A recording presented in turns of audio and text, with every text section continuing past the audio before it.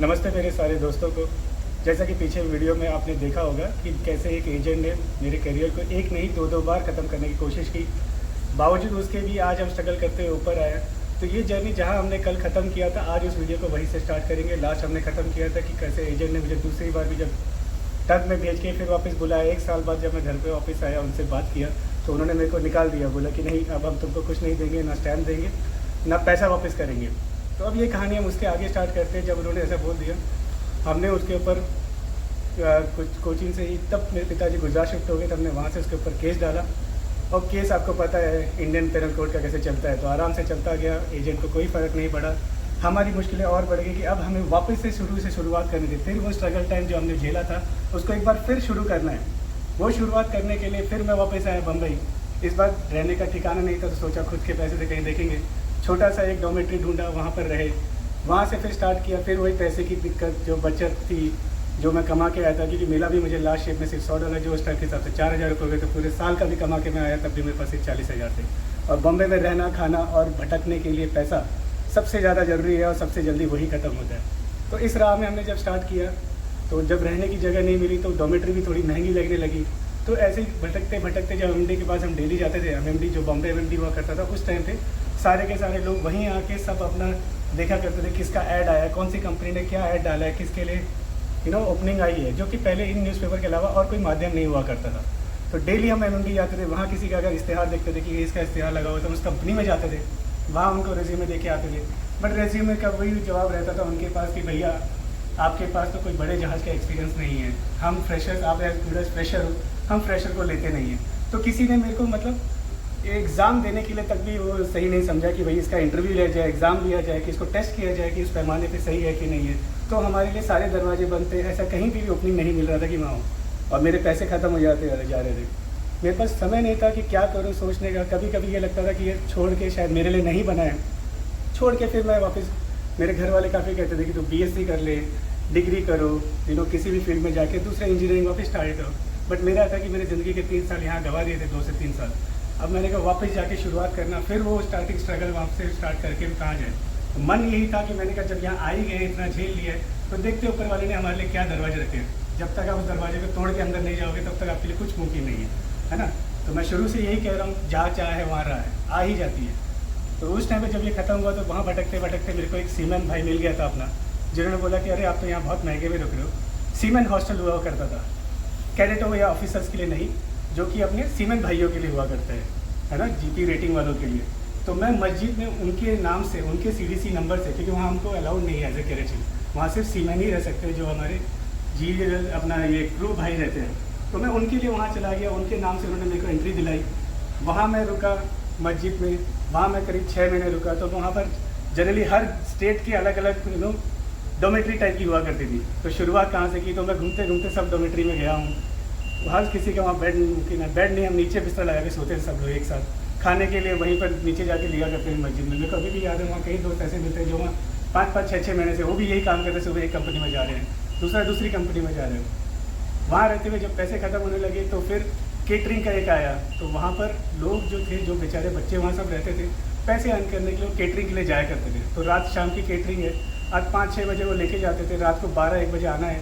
उसके लिए आपको उस टाइम पे 200 रुपये एक दिन के मिलते थे, 200 से 250 रुपये।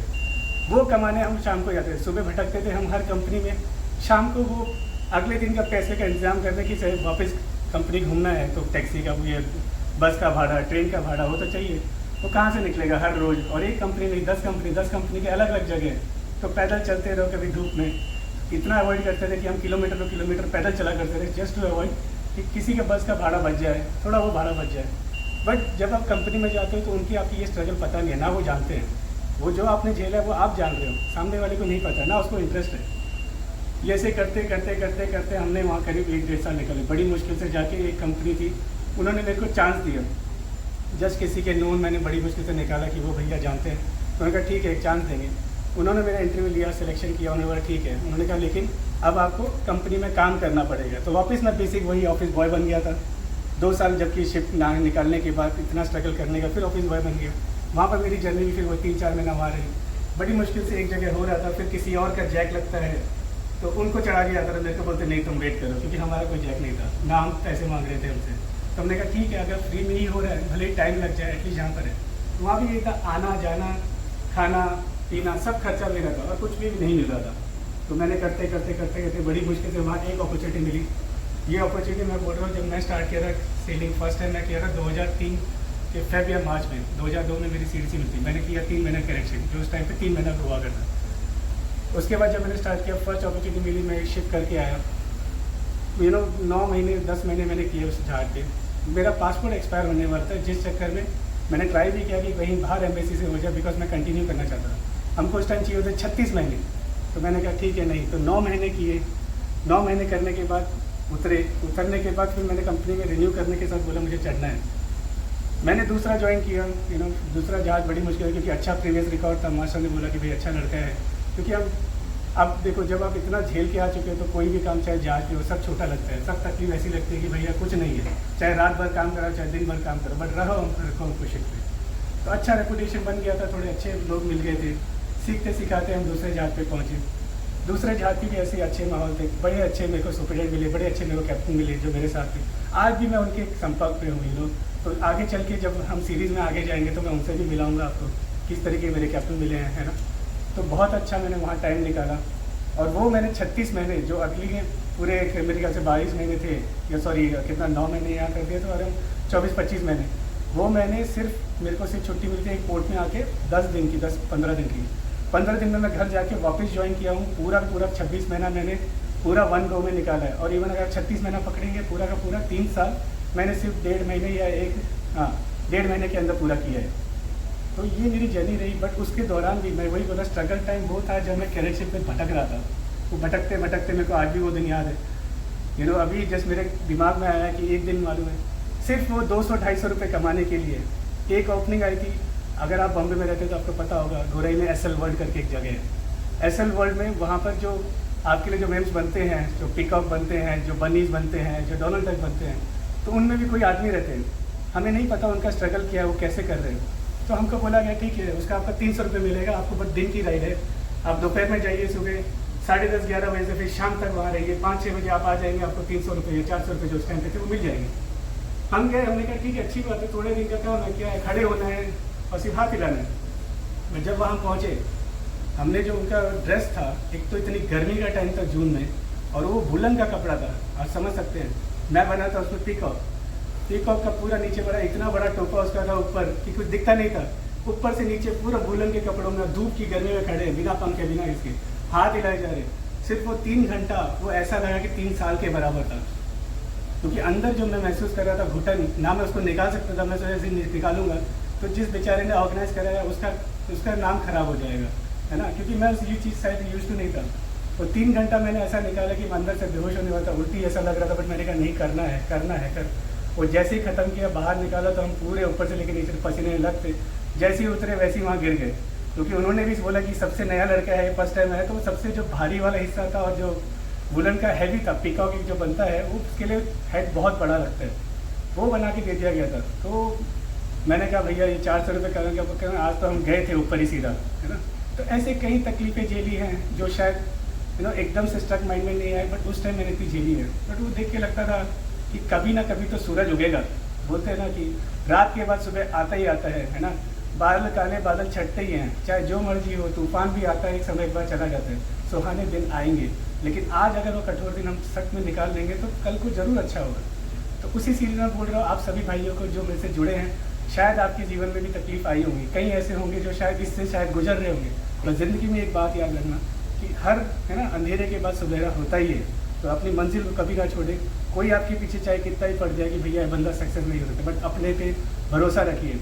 अपने परिवार जो आपको दृढ़ दे रहा है, आपको शक्ति दे रहा है, उन पे भरोसा रखिए कि उनको भी आपके ऊपर भरोसा है।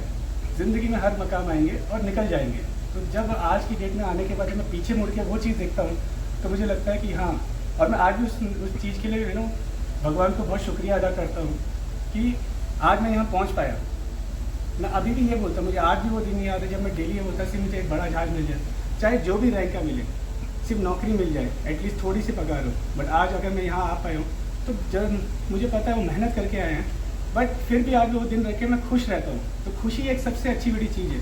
देखो, हर अपने से बड़े को देख के हर कोई रो सकता है, बट खुश रहना उसमें है कि अपने से नीचे को देख के हर टाइम खुश रहिए कि भैया देखिए मैं यहाँ तक तो पहुँच गया। अगर ऊपर वाला चाह और मेहनत रही तो और आगे भी कर सकते हैं। ठीक है, तो आज का ये वीडियो शॉर्ट और सिंपल इसलिए रखेंगे कि लास्ट टाइम वीडियो थोड़ा लंबा हो गया था। तो ये कैडेटशिप की थोड़ी सी जर्नी है। कैडेटशिप में मैंने क्या क्या देखे हैं दौरान शिप में, जो 36 महीने मैंने कंटिन्यूस निकाले हैं, ये हो गया। अगर मेरी कैडेटशिप पकड़ेंगे तो मैंने 2002 में कैडेटशिप स्टार्ट की थी, 2003 में सॉरी, और मैंने फर्स्ट अपना 3rd मेट का एग्ज़ाम दिया था 2009 के अंत में, 2010 में, 2009 के एंड में, मतलब नवंबर दिसंबर 2010 में करी। तो सोचिए आप, ये 7 साल की कैडेटशिप, मेरे को नहीं पता कितने लोगों ने किया होगा। 3 साल भी एक अलग चीज़ है, मैं 7 साल की कैडेटशिप लेके आया हूँ। तो उसमें बहुत सारे एक्सपीरियंस हमने झेले हैं, बहुत सारे शिप के एक्सपीरियंस झेले हैं। ये अभी तक मेरी प्री की बता रहा हूँ, जो मैंने स्ट्रगल एट लैंड किया, स्ट्रगल एट शिप की वीडियो हम आने वाले दिनों में देखेंगे, और इसी तरह हम आगे बढ़ते रहेंगे।